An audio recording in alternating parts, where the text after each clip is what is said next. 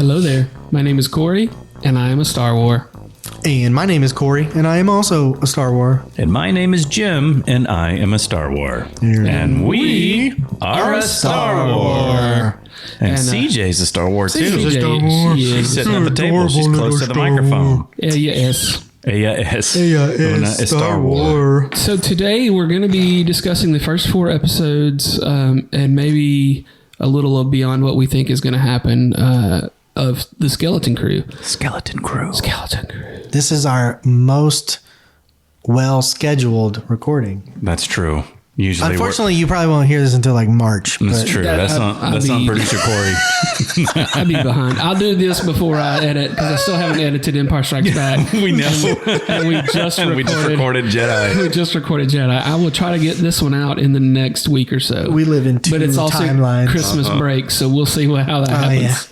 But this is Christmas. This will be that lets you know how long it takes Corey to make this. Listen, it's Christmas now. Get off me. She can't rush art. Right now, it's Christmas 2017.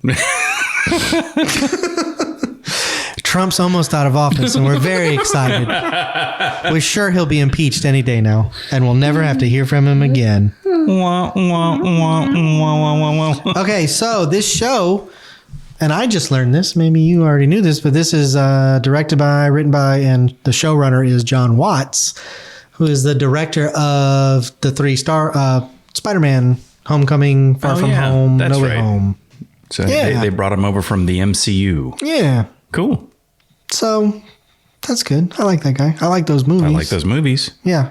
Those movies are centered around, teenagers. So it's John Watts and Christopher Ford, who is a screenwriter who also wrote a couple other movies that John Watts directed that I haven't heard of. But yeah, I like those Spider-Man movies. So this is his attempt at Goonies in space. Goonies in space is the thesis. Mm-hmm. Also throw in some Space Camp in there. And some Space Camp. A lot of Space Camp. Yeah. A little bit of the Explorers. Right. Yeah, I think, don't you call this, you're calling this show Skeleton Things, right? Instead of Skeleton Crew, it's the Stranger Things of Star Wars. It took me 3 tries to get through the first episode, and I thought it was Stranger Things every time. Yeah. I was like, are we going to... So speaking of the first episode, what is the summary for the first episode? The first episode is called "This Could Be a Real Adventure." Please don't read the summary the title. in that voice. That's the title. Just read that like, this is a cool trick. I'll try spinning. Yeah, this is where they try spinning, and we know you'll win a pod race, of course. We mean finish this time. Oh, man. So, somewhere in outer space, Captain Silvo leads a raid on a ship. They don't find anything. There's a mutiny. Cut 2.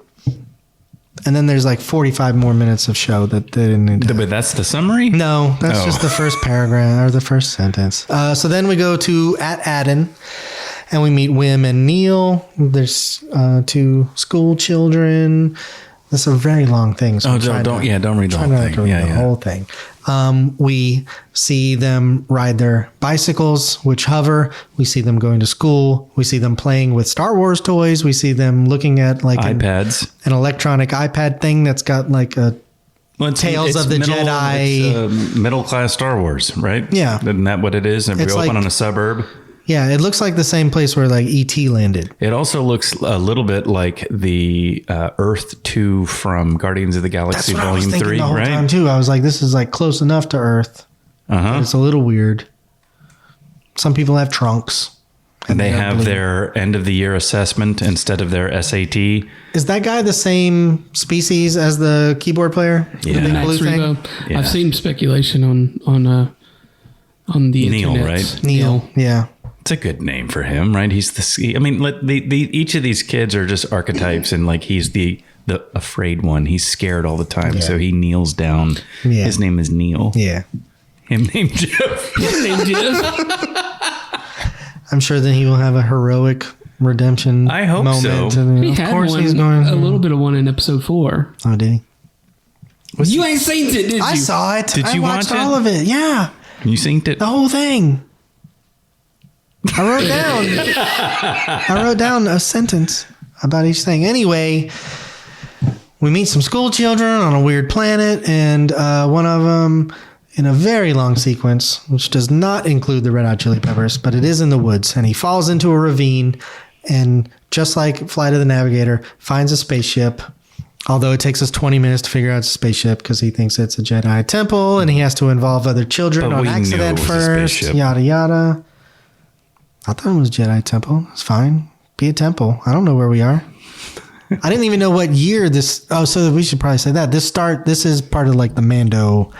Era. That's right. This is post Empire. The Empire has fallen. The New Republic is. That's right, because it opens with the freighter being boarded by the pirates, and the captain of the freighter is like, "We're protected by New Republic decree." Yeah. And I'm like, they have blown half of your ship wide open. Yeah, they do not care. They don't care. What you got to say? You holding back? What about you, Sideburns? So anyway, they're in the ship. He's getting in trouble for being tardy or something, and his dad is mad at him. And so he comes to find him, but just as he gets there, the ship takes off with 4 children inside.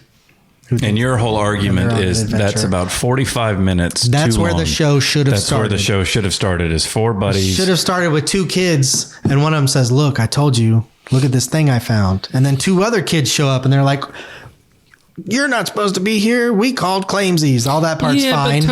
I got dibs. You get a little. I get that it's maybe a little too long, but like you get the whole. Aw, CJ, you get the whole back thing about Wim. He's the adventurous kid. He's obsessed with the Jedi. He's the one playing with the Jedi toys. By the way, for those of us who paid attention in English and literature, Wim is short for whimsical. This is okay. Never mind. Keep going. It totally did not occur to me. But I feel like they could. I was trying to be a dick. They could flesh all that out in the adventure we're going on. Yeah, but we don't have to have 3 days at school first. I agree. And you know, Neil is the scared kid. Yada. Yeah. KB is all about technology, which is why her name's an abbreviation. I didn't hate it as much as you did. It was not my favorite episode. I really love the concept. I am showing up for the concept. I love the idea about a TV show about Star Wars pirates. There have been so many. It's like pirates is this whole other subgenre of characters in the Star Wars world, where we've got Jedi and we've got Sith and we've got stormtroopers and we've got bounty hunters and gangsters, and now we've got pirates, and they've certainly embraced that in 3rd season of Mandalorian with the pirate episode. In fact, I don't know the character's name, but the one guy who got away from the pirate assault on Navarro, is in that first episode. He's in the boarding party on whatever that ship is. Good eye. I saw that on TikTok. Yeah. I don't have TikTok. I just remembered. I'm not as observant as you. I just remembered. Yeah. So in this episode of Jimmy Smort. So that's the end of the first episode. Is they take off. Yeah. The second episode starts. Second episode is titled "Way, Way Out Past the Barrier." Before we get into that, let me ask. This is just a question, because the show's not done. We don't know where it's going, and folks have watched the first 4 episodes are out. If they're listening to this show, they've probably seen them. We were talking earlier about how the 2 biggest mysteries so far are Jude Law's character and who he really is, and the significance of the planet Ad-Atten. Do you think we needed that long 40-minute intro on Ad-Atten showing the mundane existence, and the Fern's mom is the administrator, or is some person high up, subsecretary, or the undersecretary? Like, do you think that they're gonna come back around to how these kids grow up to become the adults who run this mystery hidden planet, like that we needed it because of that? Maybe so. Right? Maybe if they didn't give us backstory on the planet, it would be weird when everybody else is like, it's a myth. Right. Then we wouldn't understand. And so whatever's keeping the planet secret, the adults on the planet are a part of that, or some of the adults on the planet are part of that. But none of that intrigue is in this first episode. Right. None of it. No. I just decided in my head that I'm going to spend this podcast watching you try to convince him that this is a good show. Oh no, I'm not going to do that. I don't think it's a good show. I think it's fun. But you enjoy it. I enjoy parts of it. Go back to watch the first episode of Mandalorian. That first episode puts you in your seat. Yeah. I watched This first episode does not put you in your seat. I watched Can bring you in warm. I can bring you in cold, bring you in right? cold. Like this show does not have that at all. This episode. I did all What 4 if my episodes friend again. is late and he can't make it here in time for assessment? Shut up, student. Your assessment starts Tune in next 3 week. minutes. Tune in next week when we find out if he took his assessment. I'm just going in with an open mind. Or I'm trying here to- for the thesis. Goonies in space, set in the Star Wars world. Sign me up. And that's why There- it gets all of my benefit of the doubt. I get your gripes. I understand your gripes, but there have been some moments here and there that I've really liked, and the overall feel of it, I enjoy. Like it looks a hell of a lot better than the Acolyte. Yes, it does. In terms of the sets and everything, and it feels more like the Star Wars world than the Acolyte did. And I'm only complaining about the first episode because I do think it gets Right. better as each episode goes along. Yeah, you're right. I agree with that. You're Yeah. right. Yeah. I just It jumped feels in. to me like they made this show and they were like, every episode is about 30 minutes and it's going to be good. And they're like, awesome. And they're like, oh, we need to promote the first one as being a double. So make it 30 minutes longer. Make it and they're twice as boring. put him on the bike back in the woods It again. is, for me, it is easier to watch it all at once because I watched the first 2 episodes the week they came out. Then I watched the 3rd. Then I watched the 4th. And last night I watched them all top to bottom, and it did Well, and make a lot more sense. That's been my biggest complaint with all of these Star Wars shows is they build them like a movie cut up into pieces, and not all of them. They didn't do it with Andor. Andor is, there are arcs. Yeah. They tell a story within 3 episodes and they move on and they start a whole new set of, character arcs. Yeah, Most of Andor these, was like, basically like 3 movies. Good movies. Yeah. Yeah. All right, back to this one. All right, so the second movie. So the kids are trapped on a ship. It takes off in the end, cut to credits. And then we had the good fortune of being able to immediately start the second episode, which was called Way, way out past the barrier. And the barrier, we come to find out, is Which at very that moment significant. We didn't know what the hell we're the like, barrier I don't was. know what the barrier is. I don't Right, know. but it's something. It's a part of the mystery that's keeping the planet hidden. So this one starts off with them. They're on the ship and they meet SM-33, which is the droid running that ship. Right, I do like that the girl was like, "Well, I killed him and I'm your new pilot, or I'm your new captain." right. Pretty cold. I was like, "That's cool. I like this kid for that part." I love that the pirate droid has a rat living in his eye socket. Yeah, I kept thinking that we were going to find out that the rat is him, and the robot is just like what he drives around. Well, there's still time. There's still time, still but that's what I time. thought it was going to be. I was like, that's kind of cool. Like it can be the person that's only that big, but it's not. It's his Robotech. Yeah. So then they go to what they think is just an outpost, but it's going to be it's like a den of villainy. It's a So I didn't watch that one recently. When they take off, the kids jump to hyperspace. They're Immediately, gone yeah. immediately, and then they stop at one point, right? And they're like, "We don't know what the hell we're doing." That's when they activate SM-33, and Yep. he's the one that says, I can get you "I to got an a place. outpost. I know where we can go to get some help." Yep. Okay, all right. Yeah. And it was funny when they get there and she's like, "Why did you bring us to a pirate stop?" And he's like, "'Cause we're pirates." And she's like, "Oh, no, we're okay." And apparently, that ship smells like a fart. It must. You musty. Avocado's unhappy. So when they get there, that's when they start telling people that they're from At-Atten, and everybody's like, the what? And then they pull out a bunch of cash, and Yeah. to them it's lunch money, but to the rest of the world it's riches. And then So are they treating At-Atten as the lost city of gold? yes, As in El Dorado? As in gold? Okay. gold. The 3 people listening right now are going, "The fuck? Yeah. Are they singing?" Yeah, were you guys not there in 1998 when we were laughing about that? So then they get thrown into the jail cell. And when they're in the jail cell, they meet a guy who can get them out of the jail cell, but he was just waiting for somebody to come who had a ship, which is exactly what happened in The Last Jedi. Oh, yeah. They met. But it was Dumbledore this time. But this time it's Dumbledore, and he tells them that his name is, I wrote it down, Jod Nanawood.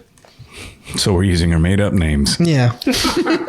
I mean, this is the guy that... Spider-Man. And so then he says that he's force sensitive, and they're like, oh, you're a Jedi. Because they know all about Jedis on this planet that's completely... And to his credit, he never says he's a Jedi. He does not. Never. But he does move stuff. We'll get into that. Let's work through these summaries and then circle back to that. So they agree to work together, and then they go back to the ship. That's the end of it. That one was only like 20 minutes long, I swear. Yeah. The second one. So then third episode is called Very Interesting as an Astrogation Problem. But I was supposed to say that in an owl's voice, but I can't. Can't do owl. So this one... So much stuff's happening. So they escape the brig, but they leave him, and they have to go back and get SM-33. So let's talk about the escape for a second. Yeah. When they're escaping, Jude Law helps them to get out, right? And there's lots of stuff to kind of talk about there and how they got out. But once they get back to the ship, the kids kind of assert control, and they're like, you have to go back and get the droid. Because there was that really cool action sequence where SM-33 does save them from death. Yes. Once they get to the pirate port, and he's got those laser shields, and he's giving the pirates a hard time. But when Jude Law's character, when whatever his name is, I'm not going to say it. I'm just going to say Dumbledore. When Dumbledore goes to get the robot, he brings him back. And he's followed by all of the pissed off pirates, and they go to leave, and they're tethered to the fuel line. Yep. And they're just stuck, and they're pulling, and they're wrecking all these ships, and it's boats crashing into each other in the docks and the harbors. And I'm like, the fuel line. This is a contrivance. Yeah. I'm like, go back and watch The Force Awakens. It's the exact same thing that happens with Poe Dameron and Finn when they're trying to steal the TIE fighter. The fuel line is stuck on the TIE fighter, right, and they can't get out because it's stuck to the fuel line. Like even at the Circle K, if you try to drive off, that thing's got a it'll break away. It's got a thing that makes it pop off. There's no safety on a pirate port, or apparently on a First Order Star Destroyer. Continue. You're not wrong. So they take to meet his friend Kim. Her name is Kim, but she's an owl. Her name Kim. She's unsure. She calls him Crimson Jack, which that's supposedly a thing from the old comics. I saw TikTok about that. There's an old character. Are you going to be okay when they close TikTok down? I just listen. Listen, Linda, I that's how I spend my spare time. Are you going to go to the subordinate cheap knockoff that Instagram has? I don't follow people I know. I don't get this is. I don't need. You're not learning new dances. No, I'm get on there for the giggles and the puppies and some guitar lessons. Some gigs and pups. I'm just here for gigs and pups. That's his other podcast, Gigs and Pups. That's where I go to disassociate. The name of his character on that podcast is AIS. AIS. So anyway, Kim is a map expert. That's why she's an owl. And sure. And so she's like, she helps them not find their planet, but figure out how to find their planet. But she had also already called the X-Wings when she saw them pull up because she doesn't trust Captain Crimson Jack Silvo. Nana would. And so when they're trying to figure it out, the X-Wings show up and they have to escape from the X-Wings. And that's the end of the third episode. But So now they're on their way to what they think is at. Because they got some thing off a star chart which involved some sort of inference. So this means this, so this must mean this is At-Aten, but they weren't sure about it. Do you guys remember the Dark Crystal? It's been 23, 4 years since I've seen it. But I don't remember. There was a sequence. There was a sequence in that movie where they go and they meet this witch character who's talking about the prophecy, and she's got this big planetarium type thing and this dome structure that she lives in, and the set design and the character of the Owl of Kim reminded me very much of that set piece from the Dark Crystal. And since this series is on purpose bringing in elements from the 80s and the childhood adventure movies of that era, I think a little bit of that probably came from the Dark Crystal. It's possible. Yeah, makes sense. I'm not mad at it. I liked it. I like the Kim character. I like the owl. I bet she'd be better at her job if she had hands. It's got to be hard to be an animal with wings trying to cook yourself breakfast. Well, she's an owl. Is she going to cook? Could she just go kill a rat? I guess she just eats mice. Catch it. Yeah. Yeah.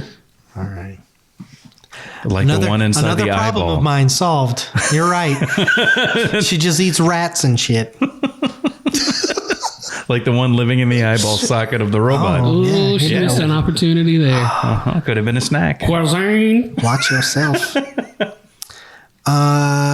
Episode number 4 is called Can't Say I Remember No At-Aten. Can't say I remember no At-Aten. Can't say I don't remember no At-Aten. Which, like, I don't guess things ahead of time.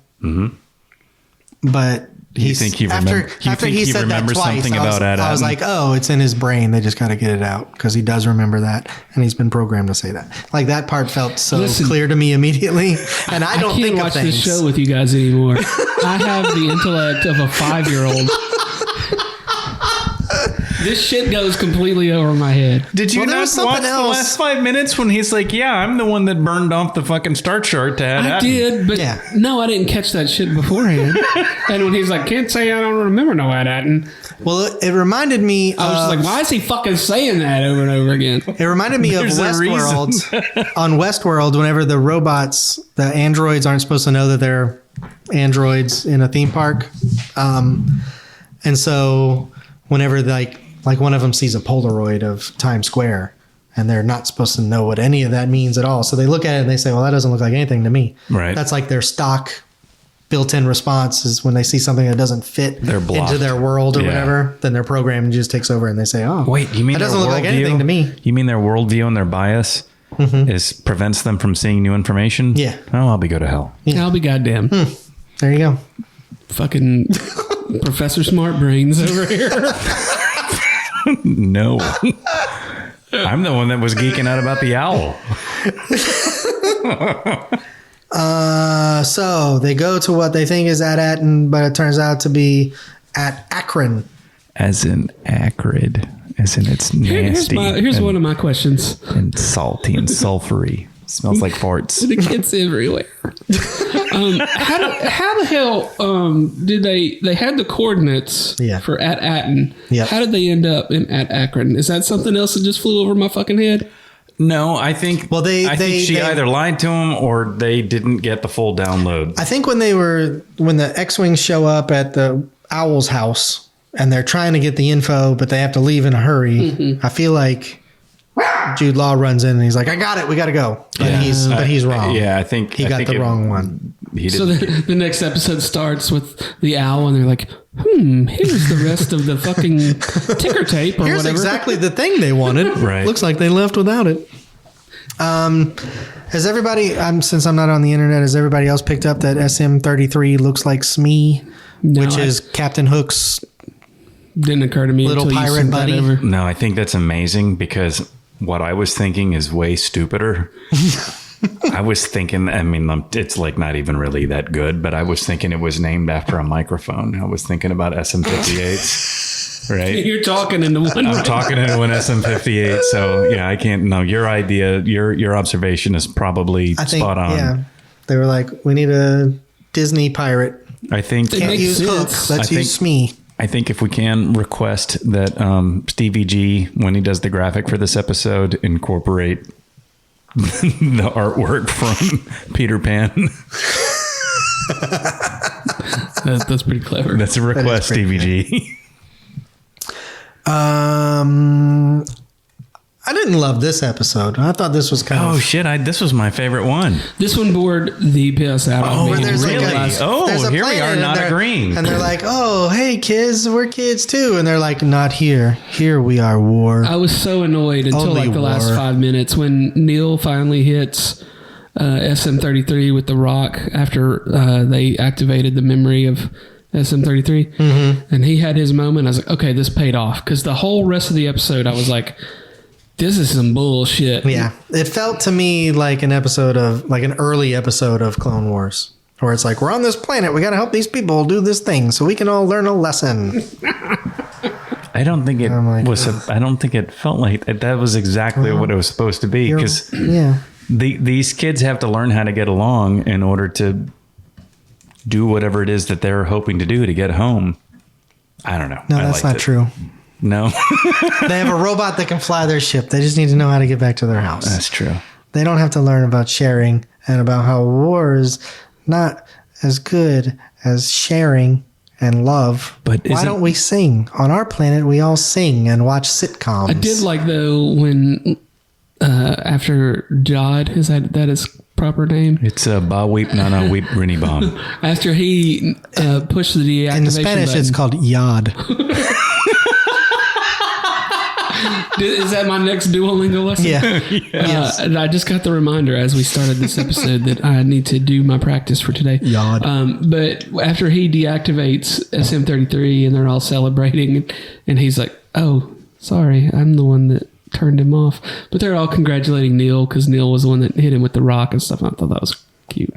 Him's all grown up. He had his moment. It was cool. What I liked about this episode, it was the first episode where Fern actually had some depth, showing her afraid. Oh, she was scared. That was good. I liked that, and I like that.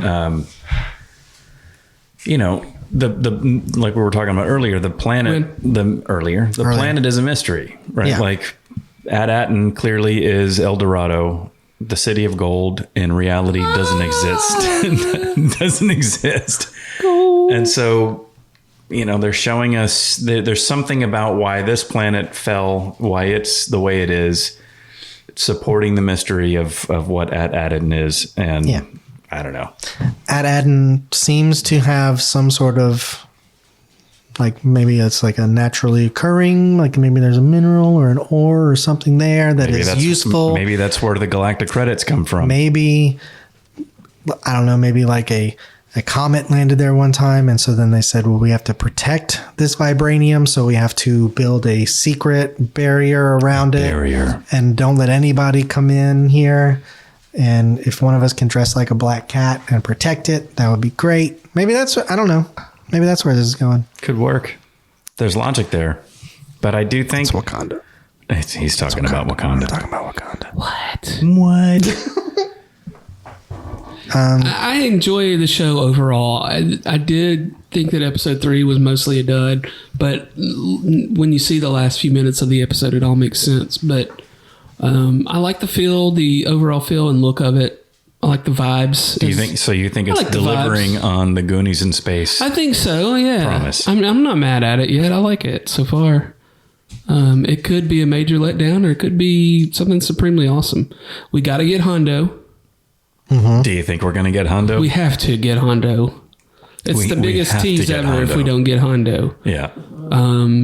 Because when you all of a sudden give us fucking Cad Bane in the middle of season 3 of The Mandalorian or whatever, and no one's expecting that. You're expecting fucking Hondo here. Yeah. The show is about pirates. People complain about fan service, but I would like to see some things once in a while that I recognize. I think that instead of going to the owl lady, they should have gone to Maz Kanata, whatever her freaking name is. Kanata, yeah. They should have gone to her place. This would have been before her lair was taken down by the First Order, right? Because at this point, Han Solo might be hanging out there. That's true. Because he's still alive too. Yep. But we don't have to see him. We can just go there. You can, she's got Luke's saber up on the wall. I do. And she's been around for 800 years just like Yoda. So she knows where stuff is and knows all these old legends and stuff. Like, why aren't we using a character like that that's already out there? Yeah, but this one, it looks like an owl. You made a valid point, but I did like the owl character.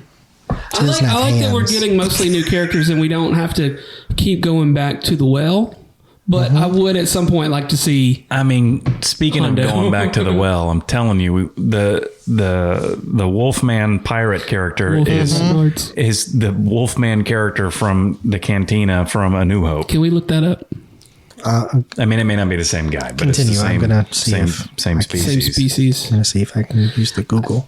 So overall on the show, you're the one that's so critical of the TV shows most of the time. Well, okay, because oftentimes the pacing is all fucked up, but the show is fun.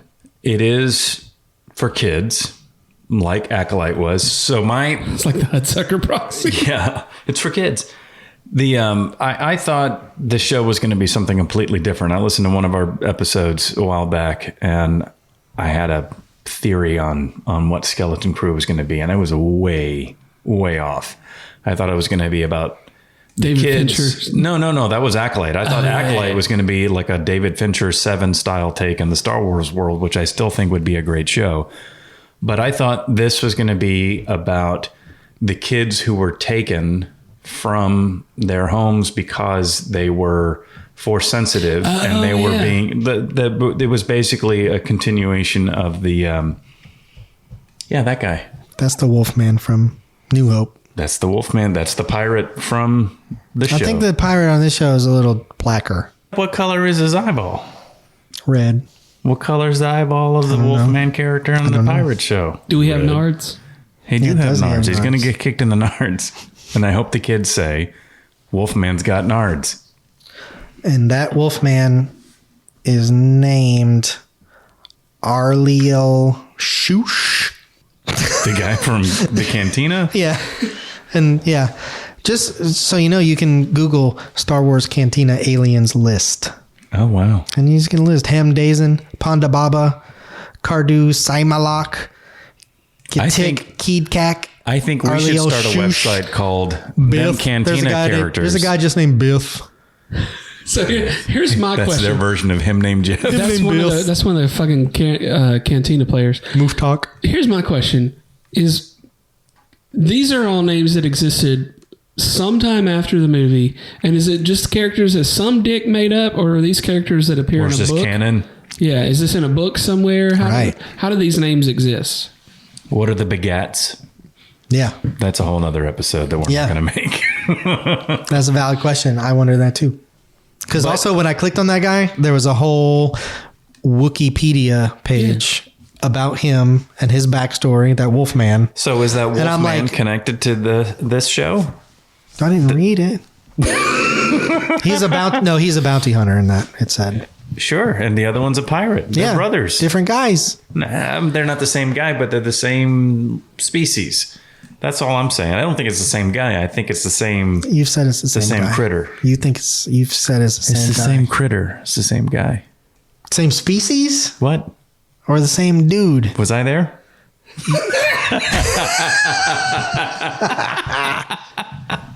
So Star Wars and Goonies and space, The Explorers, Flight of the Navigator, Space Camp. What else? Someone described it as basically a love letter to Amblin Entertainment, and I thought that made sense. That certainly was true in the third episode when they're walking against the silhouette of the, like, backlit by the moon. Yeah. Right? Because Amblin was Spielberg's studio. And the hover bikes that they're driving have like baskets on them. They look like children's bikes from E.T. And the neighborhood looks like the same as E.T. Yep. Yeah, like home. Star Wars gives us all these different planets. Ice planet, lava planet. This is the San Fernando Valley planet. The Inland Empire planet. Okay, Corey, we've talked about our thoughts and our fifis. Yeah. Now it's time for your thoughts and fifis. Oh, Was I not saying? You know, I mean, you kind of have all along. you've been kind of leading the episode by, guiding us through the summaries. Yeah.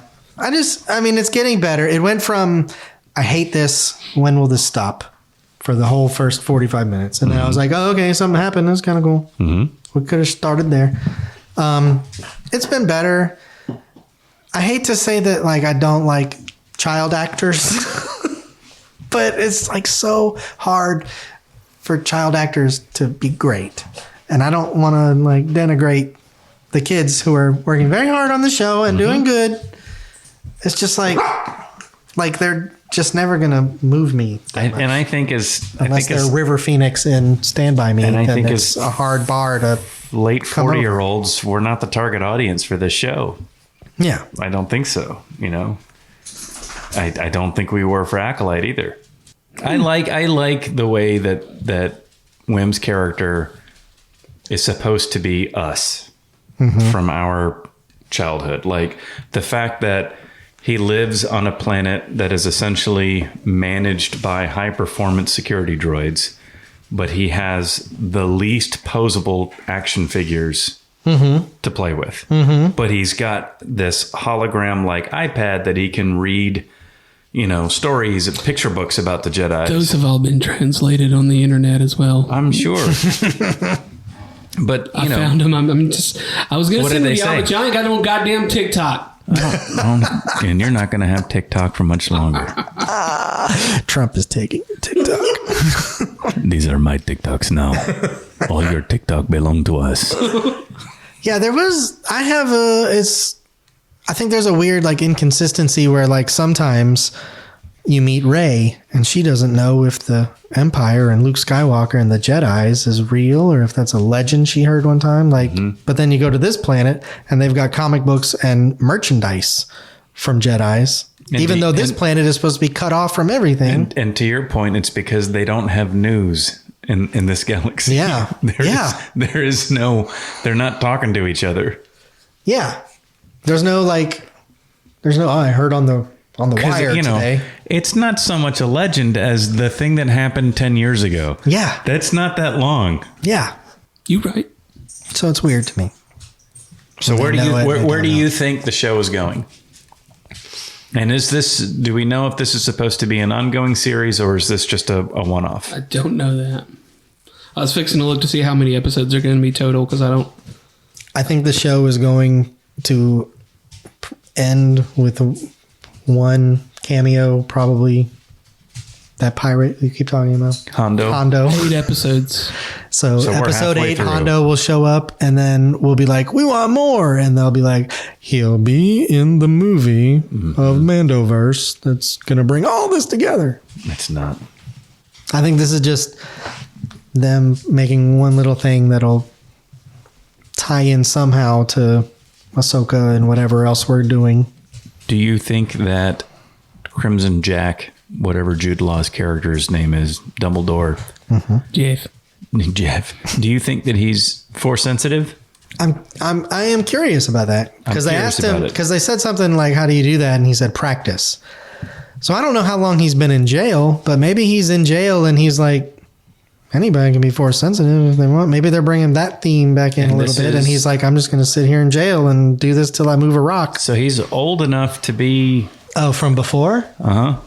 I'm not saying he's a Padawan, but like he could have been like... But everyone else on the show has been a Padawan. Everyone else in the universe... Turns out was a Padawan once. Right, but like he could have been, but I'm saying like what if he was not a Padawan, but like he was a consideration, but he didn't pass the test?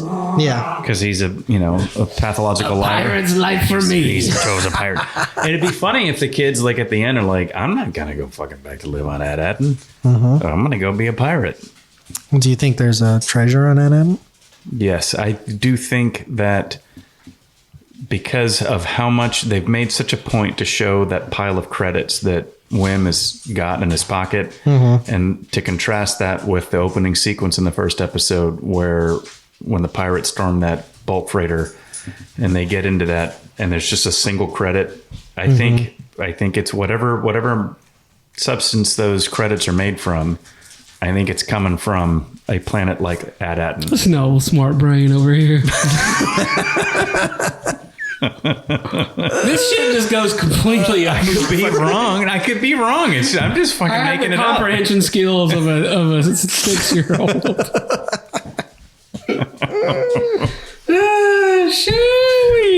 She show is. I don't know. We're halfway through.